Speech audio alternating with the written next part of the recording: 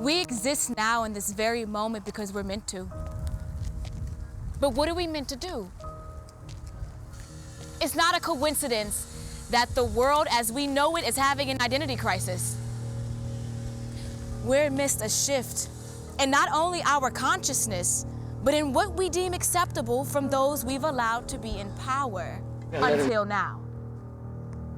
Now isn't solely rooted in this moment.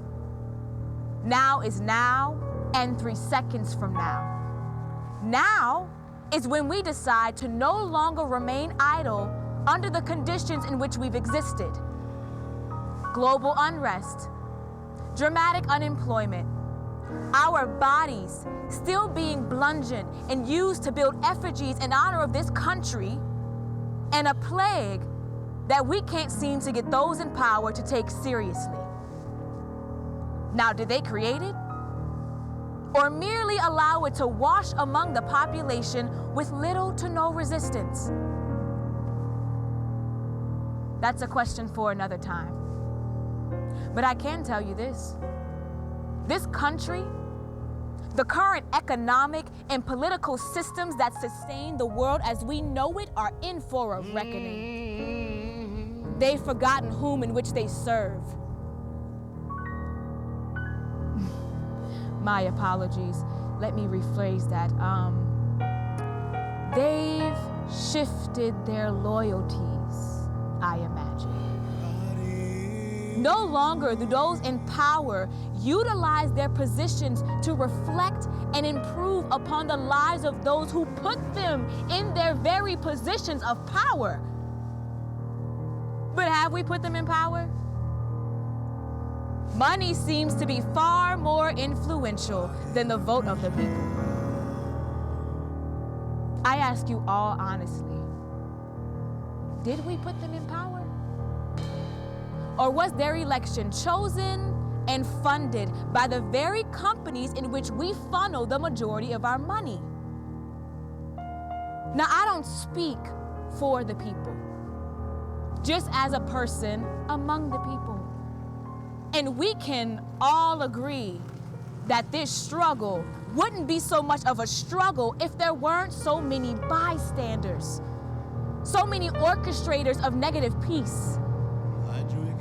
Now that is a term made famous by Dr. Martin Luther King, a man in which this country condemned and put to death for the same reasons we are still fighting for today. And the funny thing is, this country has a sick love for tokenizing and weaponizing fighters for liberation who fought against them. They use his philosophy to coax us into believing that that is the best way to fight them. But guess what? The oppressor does not have the privilege to dictate how the oppressed choose to strive for liberation. I do not ask permission from those who wish to silence our voice to protest in whatever form we choose. This country has an aneurysm, and it continues to refuse its diagnosis. Standing by on standby can only stand for so long. You have to ask yourself the question, what part you play in all of this, or if you're willing to play a part at all.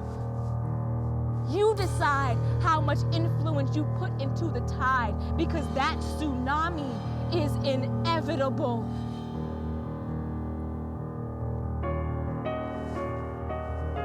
I am not asking, what is it you seek to destroy? But what is it you seek to rebuild? Angela Davis, Assata Shakur, Malcolm X, Huey Newton, Kwame Ture, Gordon Parks, Toni Morrison, Leah Chase, Tupac, and the list goes on, all strove in their own way to rebuild and lay a foundation on which we as people, Black and human alike, can prosper.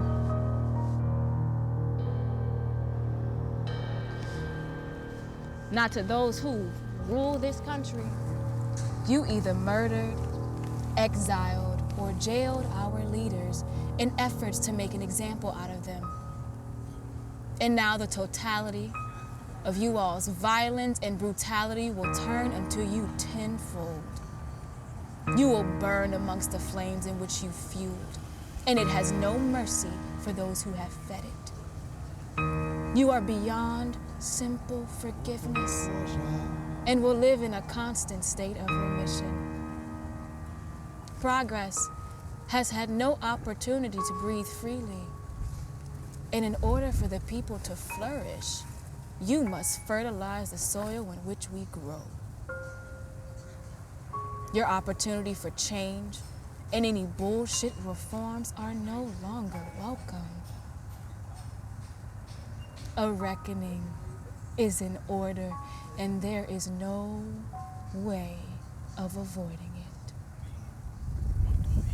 What role will you play? You've been warned of the inevitable.